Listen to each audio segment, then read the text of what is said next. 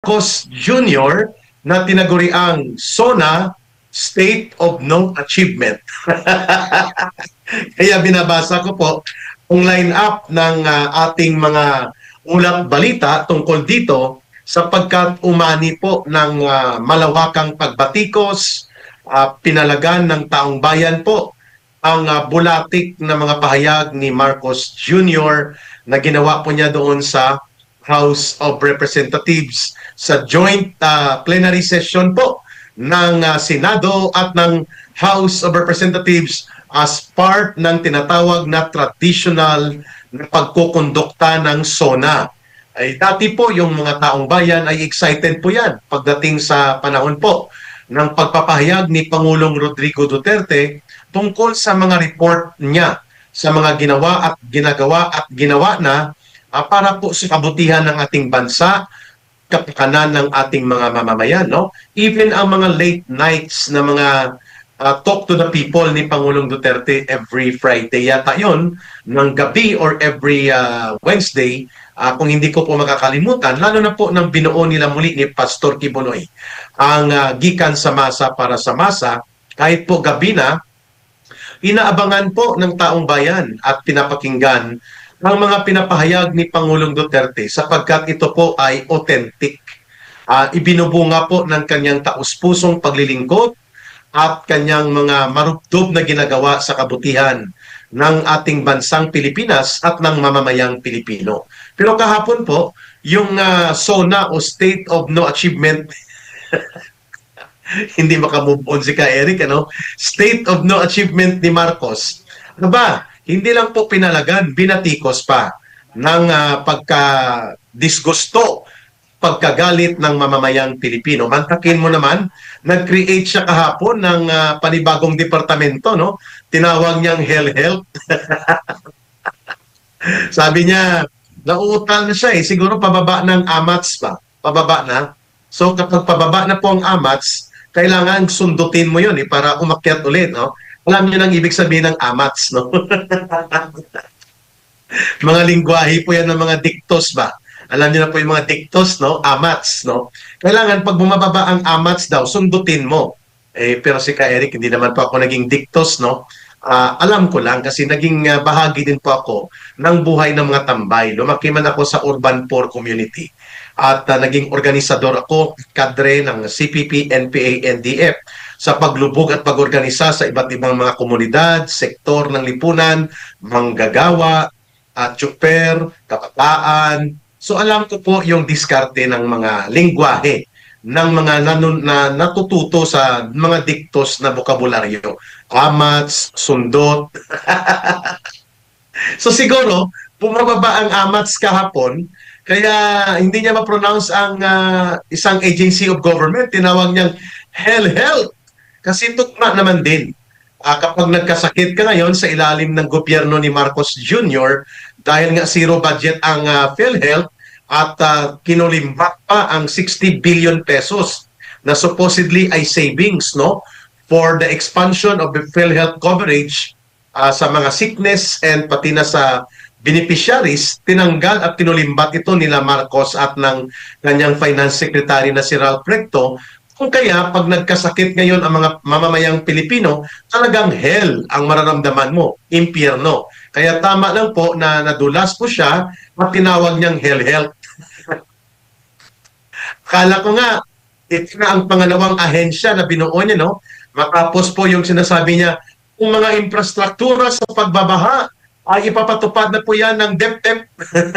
Kala ko, ito na yung second agency. DepEd tsaka health, no? Mga kababayan, mamaya ay mayroon po tayong mga video clip na nagiging viral ngayon sa mundo ng social media, no? Ganun po ang antas kung paano kutyain at batikusin ng mamamayang Pilipino itong nabubulok na gobyerno ng Marcos Romualdez, no? Pag-uusapan po natin yan dito sa Bigwas ng Agila at kung hindi po makakasama si Dr. Lorraine Maribadoy at si Atty. Busantog dahil posible may mga prior schedule sila, ipagpapatuloy lang po ni Eric ang ating talakayang bayan with mga ulat balita at mga video clip na ipapakita natin. Ang sinasabi din po kahapon ni Marcos, no, doon sa kanyang State of No Achievement o SONA, na wala na ang mga gerilya sa ating bansa. Hindi niya dinugtungan, dapat kumpleto yung statement na yon. Dapat wala na ang mga gerilya dahil naging guerrilla na sila sa loob ng Kongreso. Wala na ang mga gerilya dahil naging guerrilla na sila. Ang tinutumbok niya, ito yung mga CPP, NPA, NDF, no? Na mga negosyante ng political operation mercenary job, no? Like itong Kamatayan Block ng Alliance of Communist Teachers, yung Gabriela NPA Lover Recruiter Party List ng NPA, at pati yung Kabataan NPA Recruiter Party List, no? So, tama lang na hindi na sila mga gerilya, kundi mga guerrilla.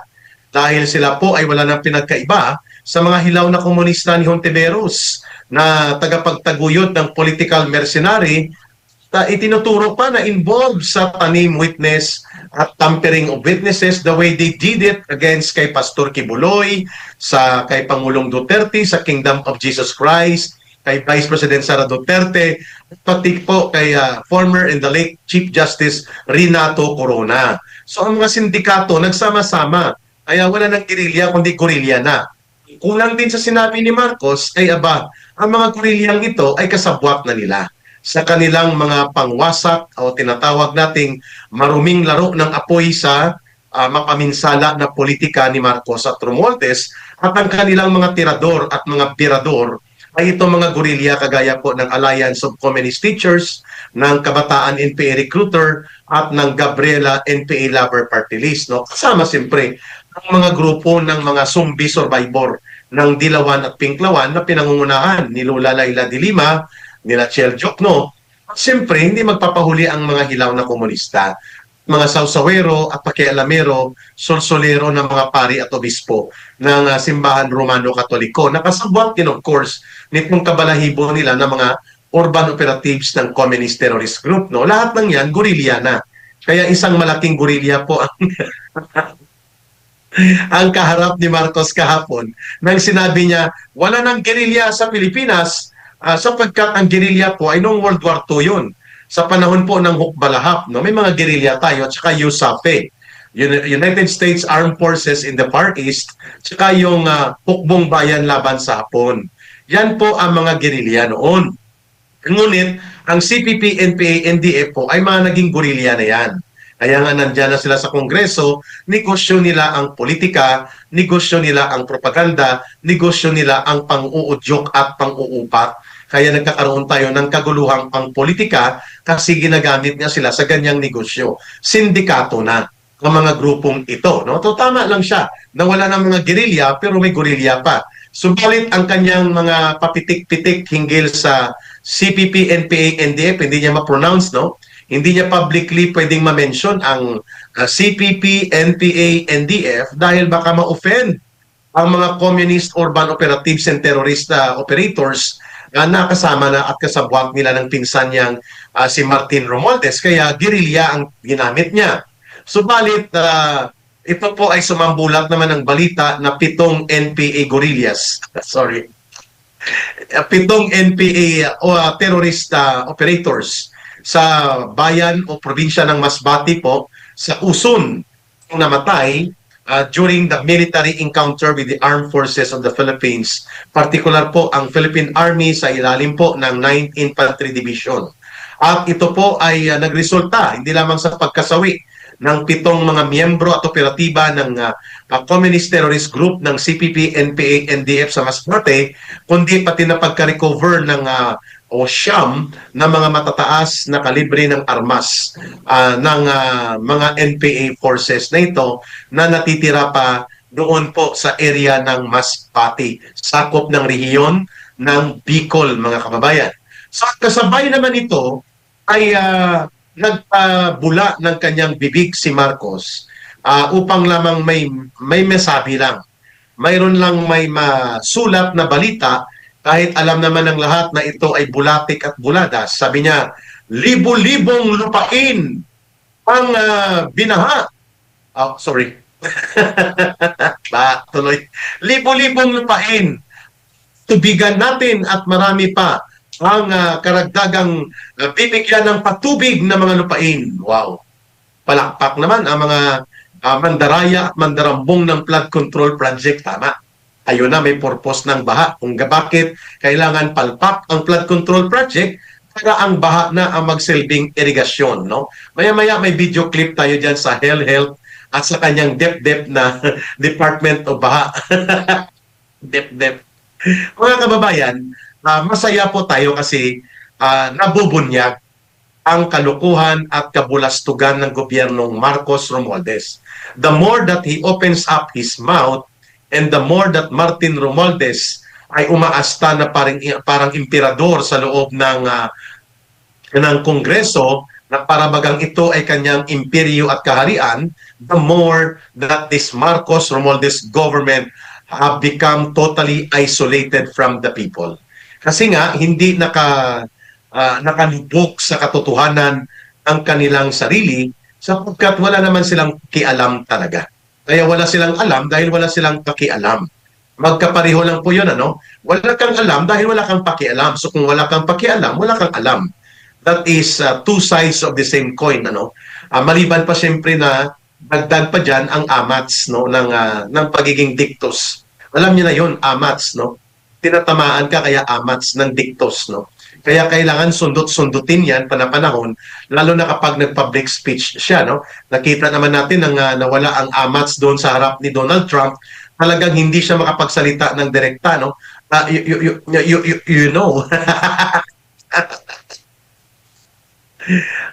Idinadaan po natin sa patawa-tawa at mga sarcasm ang ating komentaryo sapagkat sa kakapalan ng mukha po nitong mga alipuris ni Marcos at mismo ni Marcos at ni Martin Romualdez, sometimes yung sarcasm, no, yung pagiging sarkastiko, ang mga komentaryo na pwedeng tumalab sa kanila. Halimbawa, sasabihin mo, sa pagkakapal ng mukha ni Marcos at ni Martin Romualdez, at naniniwala sila na sila ay mahal pa ng taong bayan at ang ginagawa nila sa gobyerno nila ay makabuluhan sa kabutihan at kapakanan ng sambayan ng Pilipino, ay sa kakapal ng apog at kawalang hiyaan nila, kapag hiniwa mo ng blade ang kanilang balat sa mukha, mga kababayan, Lunes mo hihiwain, Biyernes pa ito magdurugo. Ganon po kakapal pagmumukha nito nila Marcos at nila Romualdez. No, kaya walang halos nagbigay ng seryosong atensyon doon sa kanyang state of no achievement, no, kahapon. At yun po ay dahil dado na ang kanyang imahen, ang kanyang antas ng level of confidence, trust, and ang pagtanggap ng taong bayan mismo kay Marcos at even sa kanyang pinsan na naghahari-harian din, ay talagang lugmok na po ang kanilang trust and approval rating sa taong bayan. Sapagkat hindi na po tumutugma sa katotohanang sitwasyon at kalagayan ng buhay na dinaranas po ng milyong-milyong mga Pilipino ang kanilang ginagawa, lalo na ang kanilang ipinapahayag. Kung kaya, hindi po maitatanggi na ang inuuna nila ay ang kanilang pananatili sa poder, paglulustay sa kabanang bayan, at ang pag-abuso sa pundo ng mamamayan. Kaya nga mayroon katawagan ngayon na ang only achievement ni Marcos ay tatlo. Number one, ipinanumbalik niya ang malawakang pangungurakot at pangungulimbat sa kabanang bayan. Ang tawag dyan, monumental restoration of corruption and plunder. Government, all levels. Happy are here again for the days of the plunderers and corrupt na mga opisyal. Sa ilalim ni Marcos, nanumbalik lahat yan. Pangalawa, pinalukmok niya ang ekonomiya, ang agrikultura, ang turismo, ang sektor po ng pagsasaka, ang industriya, ang manufacturing, ang kabuhayan ng mga Pilipino sapagkat walang pondo, walang programa, walang direksyon, maliban na lang na inuna niya ang kaguluhang pangpolitika upang magkonsolida ng poder at kapangyarihan na ang direksyon ay monopolyohin ang poder sa gobyerno at pamumuno at pagkontrol ng kapangyarihan sa ating estado lagpas pa po sa taong 2028. Yan po ang dahilan kung bakit nauna ang maruming laro sa politika kaysa pagkakaroon po ng matino at matuwid na direksyon sa mabuting pamamahala. Kaya yun po ang kanyang achievement. Kalugmok ng ekonomiya at kabuhayan ng buong sambayanang Pilipino at ang paglalawak ng mga Pilipino na naaapektuhan ng gutom. In all surveys, mga kababayan, 52% to 55% po ang mga Pilipino na nakakaranas ng gutom araw-araw. Hindi nila makukumpleto ang 3 beses na pagkain. Not because nagdidieta sila or they are on a diet, no. But because of their miserable condition, walang regular na trabaho, walang regular na kita, sumisirit pataas ng halos lahat ng presyo ng bilihin, lalo na sa pagkain.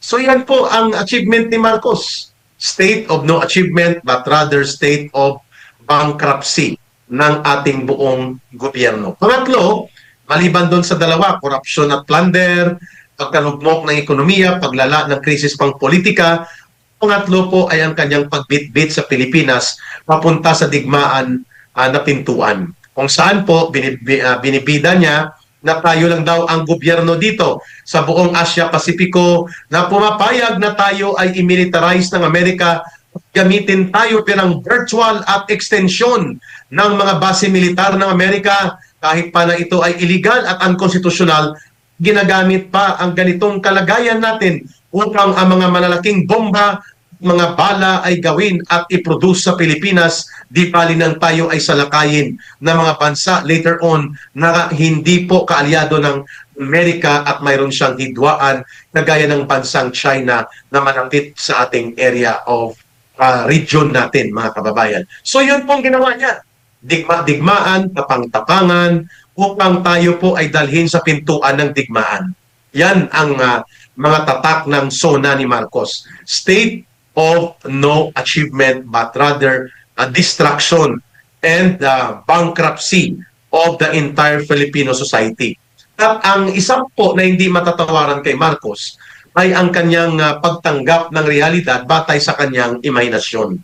Mantakin mo, naniniwala siya na nagbigay siya ng irigasyon sa mga taong bayan at naniniwala siya na ang flood control na yan ay hindi naman talaga sagot upang matugunan ang mga pagbabaha dahil the new normal is the new climate change situation of the world. Wow!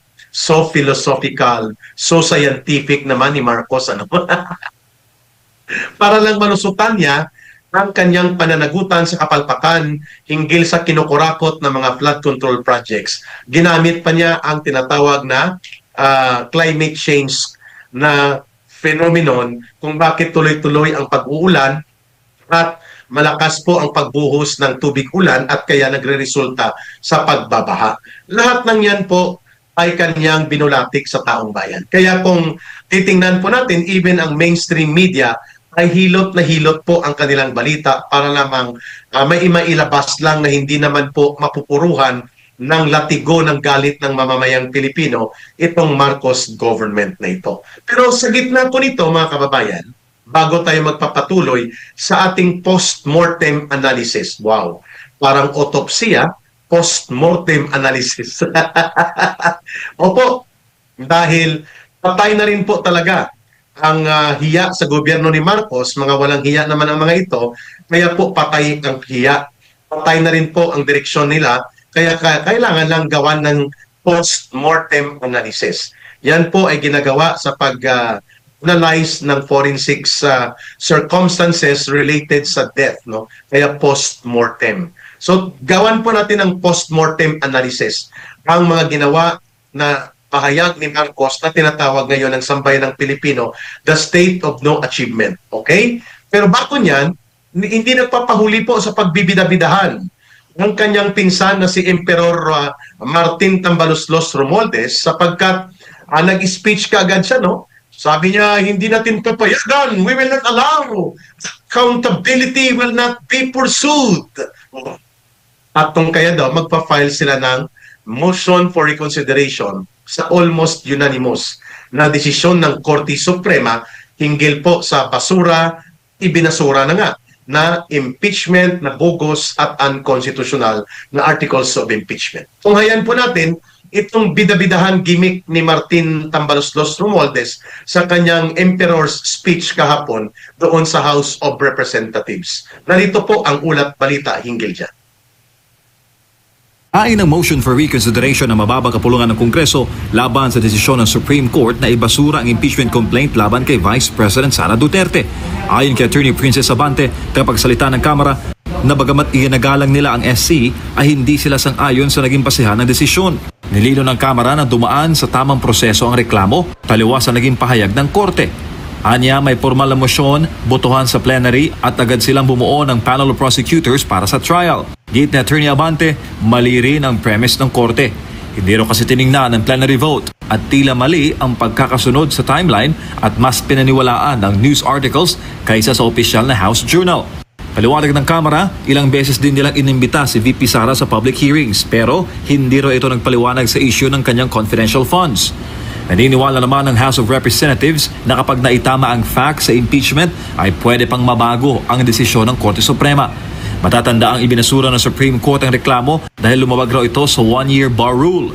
Ayon sa SC, may naunang complaint noong December 2024 kaya't hindi na pwedeng tumanggap ang Kamara ng panibagong reklamo sa loob ng isang taon. Ayon kay Senior Associate Justice Marvic Leonen, tungkulin nilang tiyakin na lahat ng sangay ng gobyerno ay sumusunod sa saligang batas gamit ang pinalawak na kapangyarihan ng SC sa judicial review. Dagdag pa ni Leonen, hindi purong political ang impeachment at may legal at constitutional din ito na aspeto. Siya ang ponente ng desisyon ng Korte Suprema.